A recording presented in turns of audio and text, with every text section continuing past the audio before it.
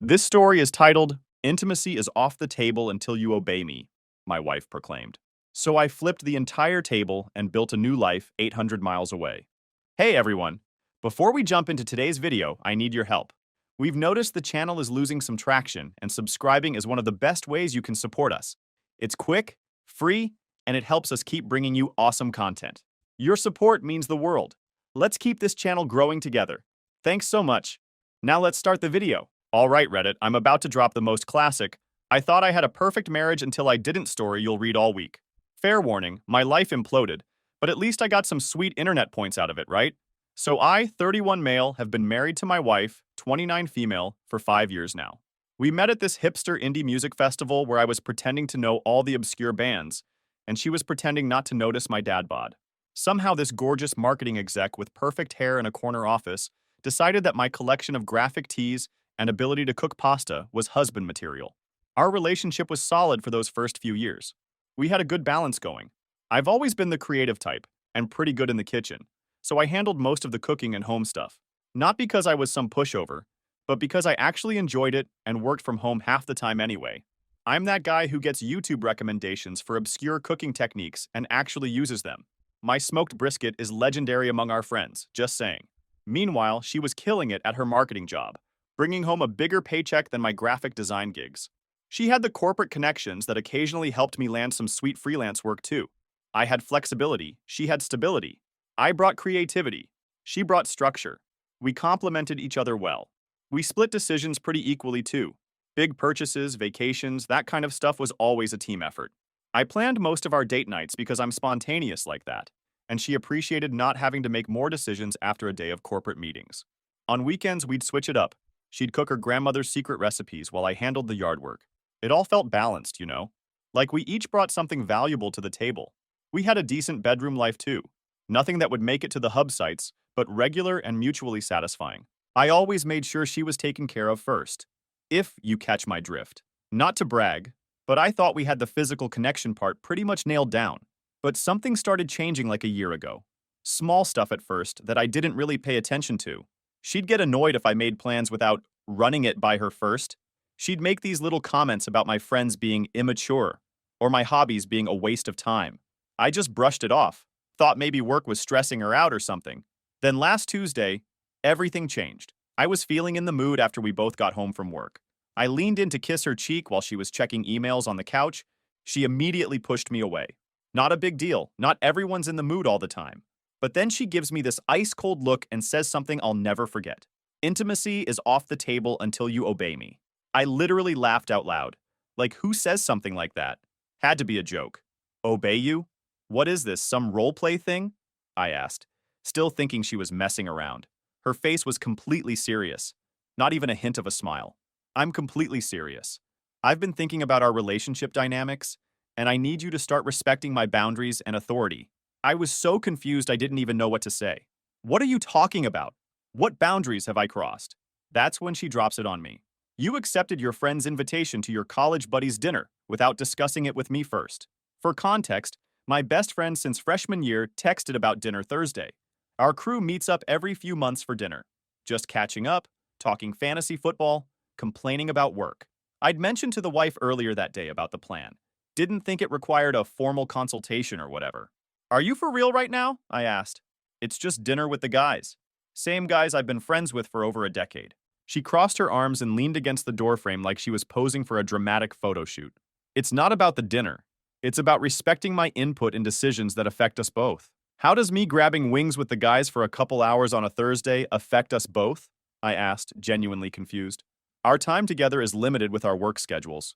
When you make unilateral decisions about your availability, you're taking away from our quality time, she explained like she was talking to a child who couldn't grasp a simple concept. That's when it clicked. This wasn't the first time she'd gotten irritated about me doing my own thing, but it was definitely the first time she'd straight up weaponized intimacy as a control tactic. So you're withholding affection to control me? I asked, trying to keep my voice steady. I prefer to think of it as setting boundaries, she replied, with this little shrug that made my skin crawl. When you start consulting me before making plans, we can resume normal marital relations. The way she said it, so casual, like she was discussing the weather forecast, made my blood run cold. All those little things I'd ignored started flooding back. How she'd get all quiet and disappointed when I wanted to see my parents instead of just hanging with her. Those passive-aggressive comments when I played basketball with my buddies on Saturdays. The way she gradually cut me off from friends she called bad influences. Basically anyone who encouraged me to have a life outside of her. I think what freaked me out the most was realizing this wasn't new. Looking back, I can see she'd been conditioning me for years to always prioritize her approval over everything else. She'd just never stated it so explicitly before. That night, I slept on the couch. I chose to sleep there because I couldn't stand lying next to someone who thought love was some kind of transaction. Like I had to earn physical affection by being her perfect little puppet. As I laid there trying to fall asleep, I started seeing our whole relationship in a different light. How she'd emotionally check out whenever I didn't do exactly what she wanted. The silent treatment that would last for days until I apologized for stuff that wasn't even my fault. The way she'd criticize my clothes, my friends, my hobbies. Basically anything that wasn't centered around her. I always thought we had a good marriage. That I was lucky to have her. Now I was wondering if I'd been wearing blinders this whole time. The worst part? I had no idea what to do next. That night, I paced around our basement for like 2 effing hours, just trying to make sense of everything. My brain felt like it was short-circuiting. One minute, I'd be rage scrolling through our old photos looking for signs I missed. The next, I'd be wondering if I was the crazy one for making such a big deal out of this. Maybe all marriages had these power struggles? Maybe I was just being dramatic? But then I'd remember that cold look in her eyes when she said, "Obey me," and my stomach would knot up all over again.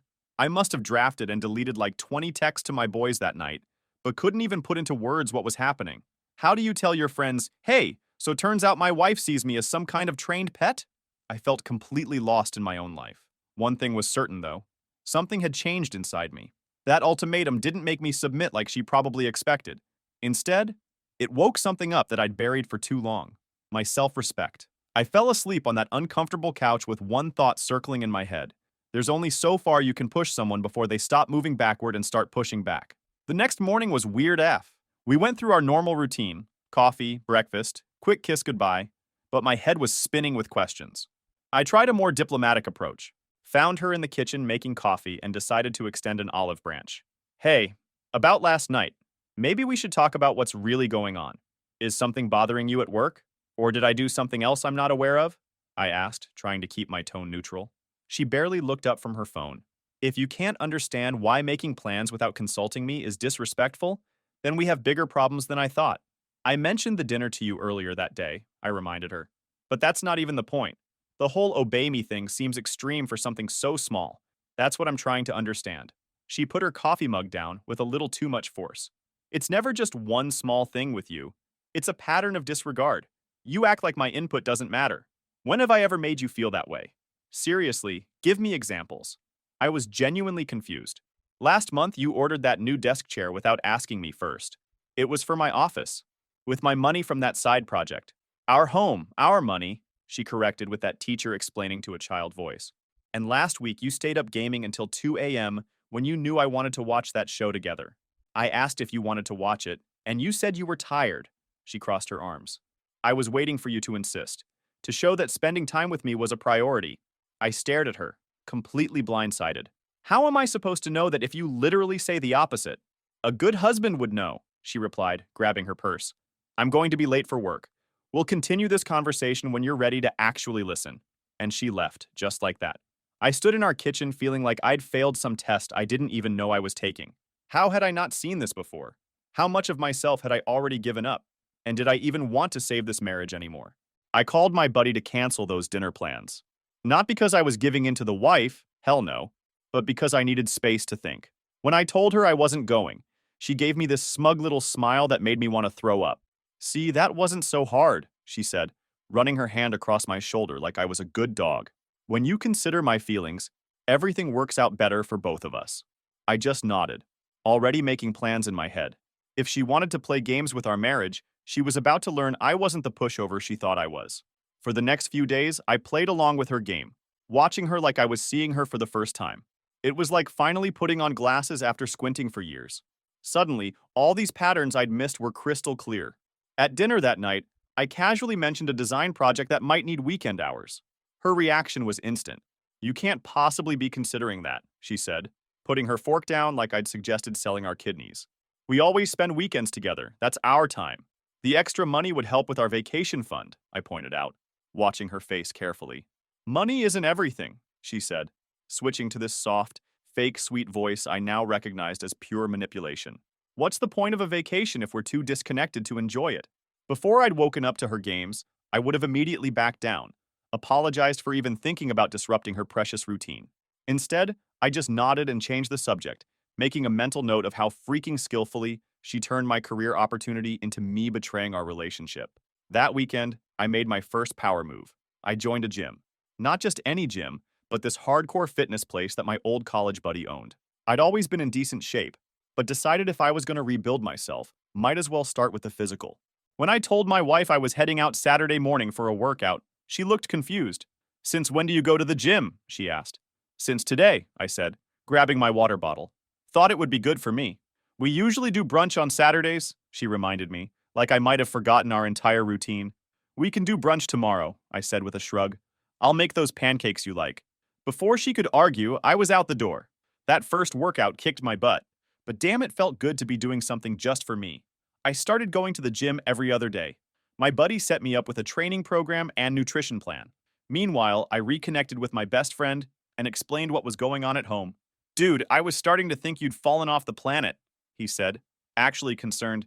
"Everything okay?" "I'm not sure," I admitted. "Things at home have been complicated." She finally showed her true colors. He raised an eyebrow, like he'd been waiting for me to say that. "Yeah, man. I kind of figured something was off. We've all been seeing it for a while."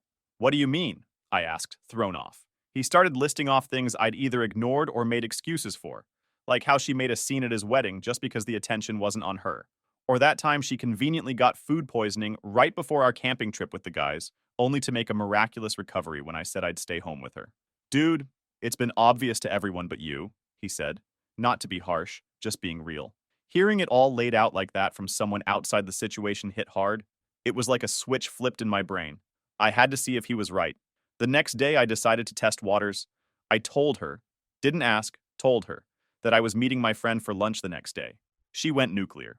"So, this is how you respond to my concerns? By deliberately defying me?" "I'm not defying you," I said, keeping my cool. "I'm catching up with a friend. That's normal human behavior."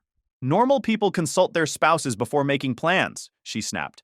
"Consult or get permission," I fired back, "because those are very different things." Her eyes narrowed dangerously. "If you leave this house tomorrow, don't expect anything from me for a very long time. Just know that bedroom access will be denied until further notice." There it was again. The threat, using intimacy as a control tool. But this time, instead of fear, I felt weirdly free. Her power over me only existed because I valued getting physical more than my freedom. What would happen if I changed that equation? "I can live with that consequence," I said, shocking both of us with how calm I sounded. For a split second, panic flashed across her face, the first real emotion I'd seen from her in days. She recovered quick, her expression hardening. "We'll see how long you last before you come crawling back," she said, turning away. "You always do." That night, I scrolled through old photos from when we first got together. Had there been warning signs from day one? Had I ignored red flags because she was hot and made me feel special when I did exactly what she wanted? The truth hit me like a truck. Our entire relationship was built on an uneven power dynamic that I just accepted. But now that I could see it, there was no going back. This pattern was ending one way or another. Lunch with my buddy felt like breathing fresh air after years in a basement. For 2 whole hours, I talked without calculating every word. No strategic omissions to avoid disapproval. Just actual conversation. "You seem different," he said as we finished eating. "More like your old self." "I'm starting to remember who that guy was," I admitted. When I got home, she was waiting, standing all rigid with barely contained rage. I braced myself for the fight, but instead of engaging, I just smiled and walked past her to my home office. "That's it?" she called after me. "Nothing to say for yourself?" I turned, keeping my face neutral. "I had lunch with a friend. It was nice. There's nothing more to discuss." Her mouth opened and closed like a fish. I'd gone off script. She needed me to either apologize or fight back. Either would confirm she still controlled my emotions. Over the next few days, I started what I privately called my silent resistance strategy. Instead of directly challenging her, I just quietly took back pieces of my independence without making a big deal about it. And with a little discipline, I completely transformed my life. I was hitting the gym 5 days a week now, and starting to see actual results. My buddy had me on this protein-heavy diet and strength training program. I'd lost 15 pounds of fat and was gaining muscle. I started dressing better too. Ditched the baggy jeans and graphic tees for clothes that actually fit. At work, I began networking more aggressively, volunteering for high-profile projects instead of just accepting whatever was handed to me. I updated my portfolio and LinkedIn profile. I was laying groundwork, though the wife didn't realize it yet. I also reopened my personal bank account that I'd had before we got married. Not to hide money, but to create some financial breathing room after seeing how ticked off she got whenever I bought anything without consulting Her Majesty first. Each little act of independence was met with escalating tactics, tears, accusations, guilt trips, and of course continued intimacy embargo. But something weird was happening. With each day, her leverage was getting weaker. By taking physical affection off the table, she'd accidentally broken its hold over me. The initial frustration gave way to clarity. I realized how much of what I did was just to keep her happy enough to be intimate with me, to validate me. Without that reward system, I could finally see the massive price I'd been paying. 2 weeks into my quiet rebellion, she switched tactics. I came home from the gym one night to find her wearing this skimpy outfit, candles lit everywhere, total seduction mode. "I've been thinking," she said, her voice all fake sweet. "Maybe I overreacted about some things. We don't need to be in this standoff anymore." I recognized the move immediately. The carrot after the stick failed. She was offering a temporary surrender to get me back under control. Once I was back under her spell, all the conditions would gradually return. "I appreciate the gesture," I said carefully, "but I think we need to address the underlying issues before jumping back into physical stuff." Her seductive smile faltered. "What issues?" "I'm trying to move past this." "That's just it," I replied. "Moving past something requires acknowledging it first.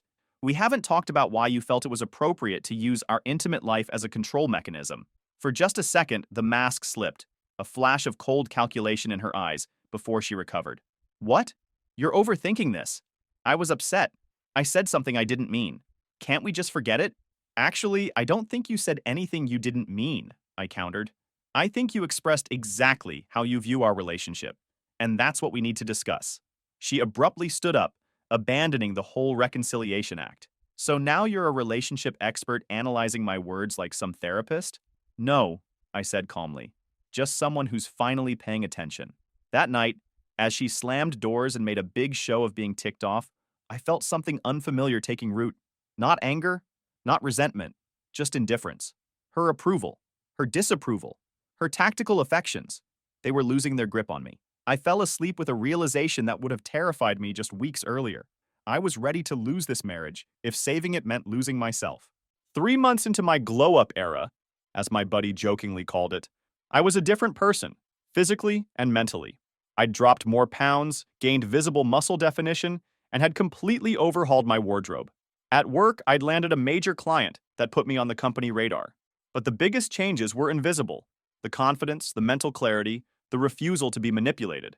That's when my escape plan really started taking shape. I'd been secretly applying for jobs in Seattle, far enough away to make a clean break, but still on the West Coast where the design industry was thriving. I'd always wanted to work for one of the major tech companies up there, and my updated portfolio was getting serious attention. The email landed on a random Wednesday morning. A major tech company's Seattle office wanted me to head their UX design team. Permanent position with relocation assistance. The salary was nearly double what I was making now, but more importantly, distance. 800 miles of separation. A legit reason to hit the reset button. I forwarded the email to my personal account before she could spot it on our shared home computer. That evening, I casually dropped it into conversation, watching her reaction like a hawk. "Company in Seattle reached out.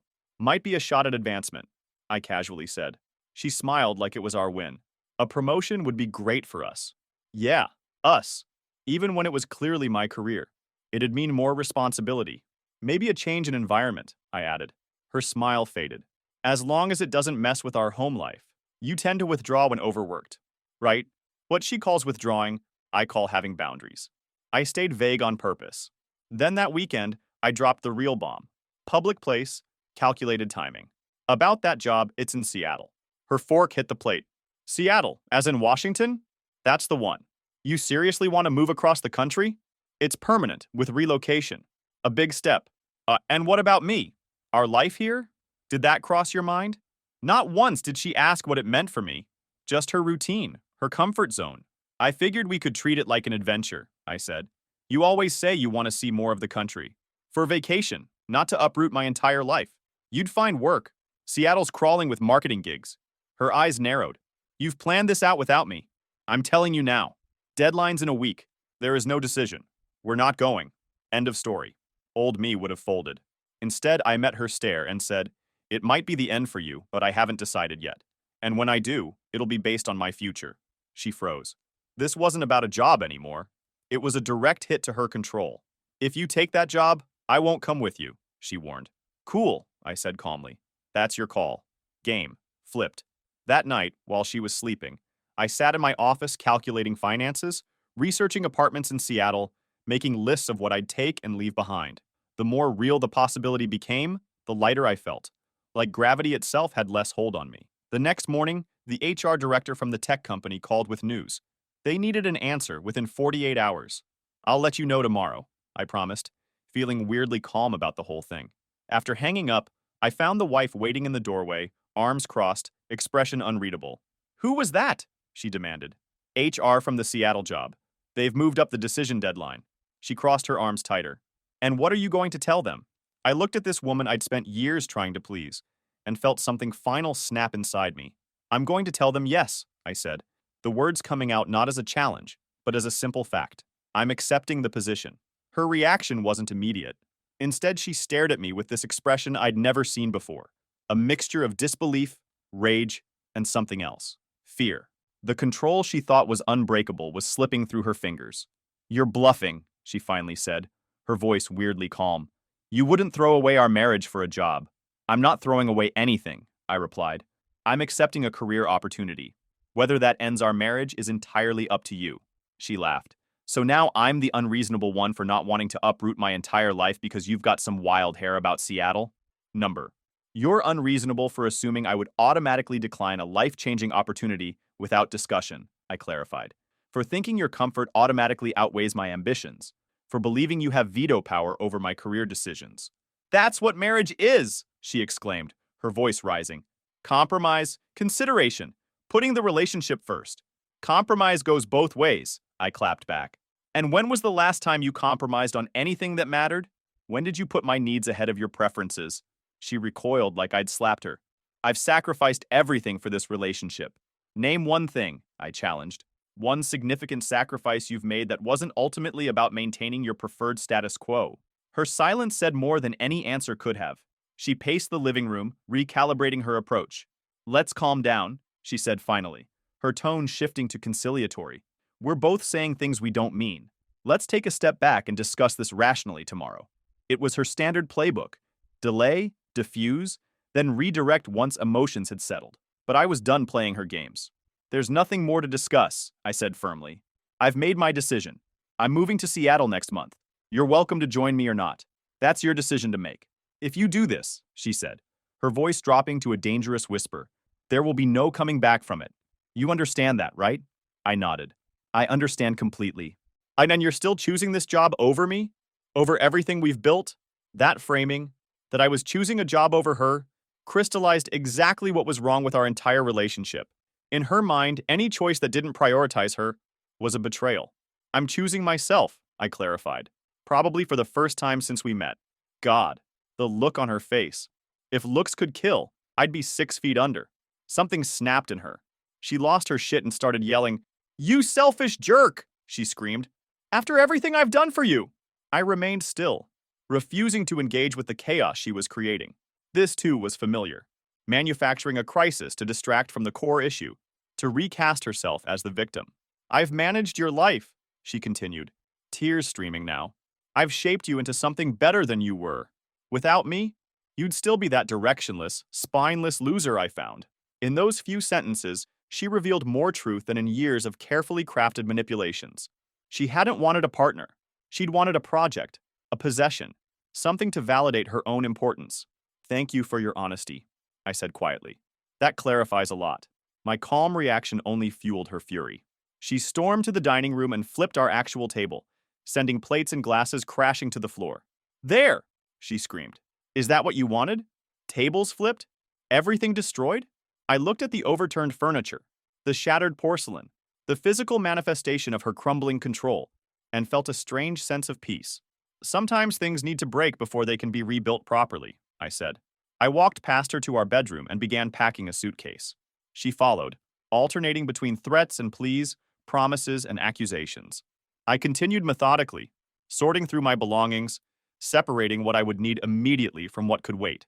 "Where are you going?" she demanded, as I zipped the suitcase closed. "My buddy's place for tonight," I answered. "I'll make arrangements for the rest of my things later." "You walk out that door and I'll change the locks," she threatened, blocking my path. "That would make it easier to justify breaking the lease," I noted practically. "But it's your call." As I moved toward the door, her final desperate tactic emerged. She collapsed to her knees, sobbing, grasping at my clothes. "Please," she begged, her voice breaking. "I'll do anything. We can work through this. I'll go to therapy. I'll be better." For a moment, I hesitated, old patterns of responsibility tugging at me. Then I gently removed her hands from my clothes. "I hope you do get help," I said sincerely. "But not for me, for yourself." I walked out the door with nothing but a suitcase and this weird feeling of freedom I hadn't felt in years. The next few weeks were a blur of legal conversations and logistics. I stayed at my buddy's place while setting up the Seattle move. She alternated between rage, sending me novel-length texts about what a terrible person I was, and bargaining, promising everything would be different if I came back. I hired a lawyer who helped me navigate the separation process. We had no kids, thank goodness, but untangling our finances was still complicated. She fought me on every single thing, from who got the coffee maker to how we'd split the retirement accounts. What surprised me most was how many people in our social circle had apparently seen this dynamic all along. Friends I hadn't spoken to in months reached out with supportive messages like, "Finally, man," and been waiting for you to see it. My parents, who had always been oddly reserved around her, admitted they'd been worried for years, but didn't want to interfere. "You seemed happy," my mom said, "but you also seemed smaller somehow, less yourself."